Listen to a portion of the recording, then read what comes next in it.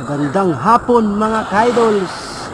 Ka-idols natin na Pampam Estranghero, maraming huli mga ka-idols. Dito lang yan sa location ng Manakan mga ka-idols.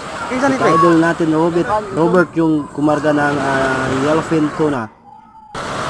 Ito rin si ka-idol natin dito mga ka-idol. Siya rin yung kumarga ng bluefin tuna na 2 piraso. Siyam nga piraso itong mga nahuli ng mga ka-idol. Salamat sa walang sawang suporta mga ka-idol. Yan, kaway-kaway mga ka-idol. Si ka-idol Pampam at si ka-idol Danilo. Marami pa mga ka-idol din oh. Yung mga bangka nila. Ka-idol Robert naman, 2 piraso ulit. Kaya, ayun. Nandito rin si ka-idol Pampam, si ka-idol Lito. Marga din ng yellowfin tuna. Marami silang huli mga ka-idol no. Mga ka-idol.